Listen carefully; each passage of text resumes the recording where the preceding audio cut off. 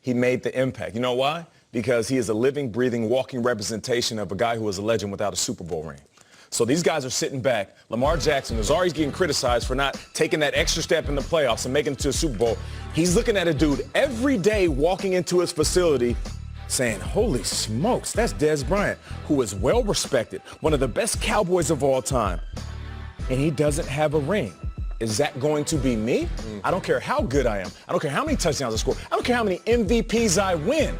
10 years down the line, am I going to be Dez Bryant? And this isn't me taking a shot at Dez Bryant. I hope he wins a ring with the Ravens. I just feel like now the motivation is a walking representation of a guy who has lived his career, put in so much work, had the injuries and the criticism, but he doesn't have the jewelry in the jewelry. All right, so can he still play? There's a group of guys who, when I hear the glass break and their music plays in the arena, I'm always like, oh, damn, they're here? I mean, it's Dez. It's definitely Percy Harvin. It's still T.O. It's Jeff George. Any of those guys come out of the locker room, I still believe they can play.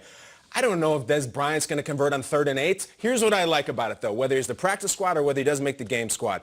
There's something that Baltimore's missing in that sense of, like, this is our division now, all right? Pittsburgh is undefeated. There's a lot of heat right there. Like, there's a dog in Dez Bryant, and we have not seen that in some very, very big stages for Baltimore. I like what he brings intangibly. 3rd and 8, can he get 9 yards still? We'll see. But Dez Bryant likes to fight guy, and I think Baltimore needs a little bit of that. He's only 31. Yeah, he's only 31, and we haven't seen him in so long. I like it. Look, he's on the practice squad right now, which is, I don't know, I'd like to see him signed to the actual active roster, but let's say he does get onto the active roster.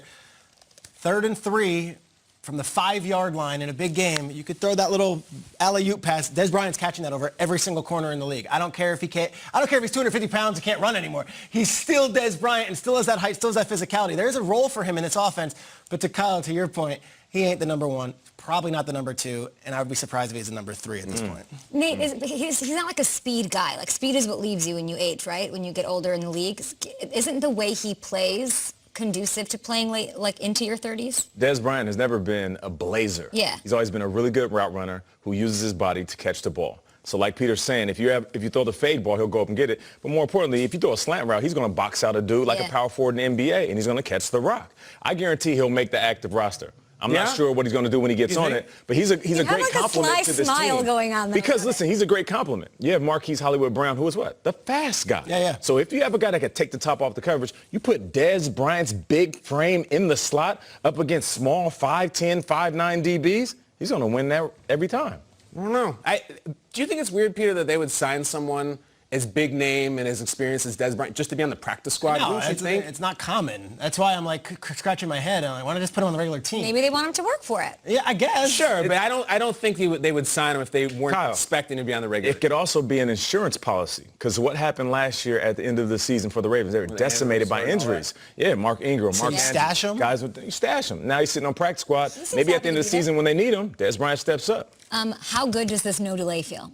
This is unbelievable. I can't even begin to tell you. It's like a warm, hot bath. Warm and hot. Doesn't even make sense. Warm, hot bath. It's also cold. I don't care. I've been on a delay for 7 months. You can't hear my gold over here. All the temperatures. Okay, more Good Morning Football. Rough week 7 for all. NFL Network insider Ian Rappaport, who had a big crush on Julia Stiles, told us the Cowboys traded star defensive end Everson Griffin to the Lions yesterday. Before that move was made, owner Jerry Jones appeared on 105.3 The Fan in the Big D to talk about the team's struggles so far this season. Struggles, but lately. Does your team have a leadership void? Where in the offensive line, where you, just overall when these. But seriously, where would you have a leadership void? Is it an experience void? Is it a talent void? Is it a leadership void? I'm not trying to be cute here. The answer is no. The answer is no. I'm asking. There's not a. Well, just shut up and let me answer. No. Jerry, when you go into the locker room, what I'm asking is, do you see the intangibles? You're not asking me that. I gave you the answer. When I go into the locker room, there's no leadership void in my eyes. Okay. Now that's your answer. Let's move on. When Jerry Jones speaks, we listen. Hey, Kyle, it's time for a little believe it or not. Ding! Well, what a drum there. We should Triangle. mention, guys, Jerry Jones, yikes. He would later apologize for his sort of abrupt response on the radio, but believe this or not, there is a leadership void in Dallas, Kyle. Would you shut up and let me answer? Is that what you want to say to Nate when he's finishing his thoughts on the statistics? Except there's no apology afterwards. Here's why I know there's a void. Because if you question whether a team has leadership and there's no roar coming from that team, there's a void. People should be screaming right now in Dallas. Put it this way.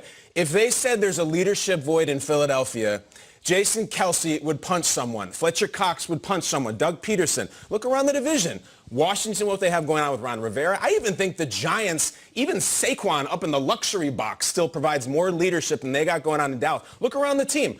Who is the guy who's like, that's the guy who's always rallying him. That's the guy who's yelling at the ref. That's the guy who's getting in the other team's face. I don't see it. I know I saw Andy Dalton last week screaming on the sideline to some players whose names I don't even know if he knew. So yeah, Jerry doesn't want to say there's a leadership void because it looks bad on him for putting the team together. But yeah, when you're America's team and you're this bad and you're getting destroyed by Washington, there's an everything void, and it starts with leadership. How do you deny it? If you say there's not a leadership void, then you're not being a good leader. 100%. Listen, when Dak went down, we were all looking for somebody to step up like Channing Tatum and dance with the team. But all of a sudden, everybody's sitting back looking for somebody to do their job. I always felt like true leaders don't create followers. They create more leaders. So Mike McCarthy, you come in, who are the leaders that you created in case Dak went down? In every situation, your quarterback is your leader, right? Aaron Rodgers, Tom Brady, Drew Brees, Russell Wilson. The list goes on and on and on. Dak goes down, and all of a sudden, they're on the sideline looking like some sad puppies, and nobody is stepping up.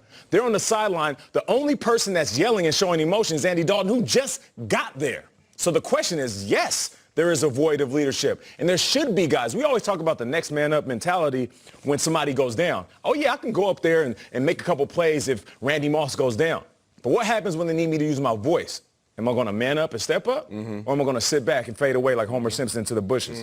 It seems like the whole Dallas Cowboys team is Homer Simpson right now, fading away from all the pressure that the world is putting on them. I saw everything I needed to know about that locker room when Andy Dalton got hit by John Bostic, got knocked out, and everyone else was twiddling their fingers and staring at the daisies. And not one person came to his back, and not one person laid out a Washington player, not one person got in anyone's face. They almost went when their quarterback got knocked out of the game with a dirty hit.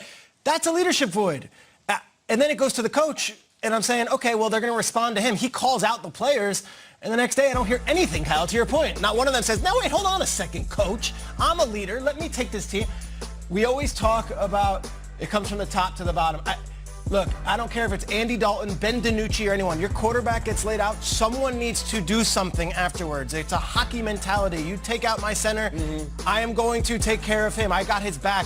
Andy Dalton got laid out on national television, and the Cowboys did the same exact thing every person did on their couch. I just sat and watched. And that, to me, is inexcusable. And Are we being unfair, Peter?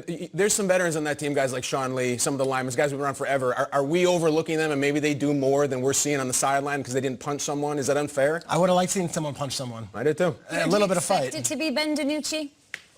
He's the quarterback, right? What's our expectation for this young kid? Let's see what happens. Don't line up under the guard. I mean, if the Cowboys are lining on Ben DiNucci, they got more problems. Listen, I don't look at Ben DiNucci. I look at Mike McCarthy. Yeah.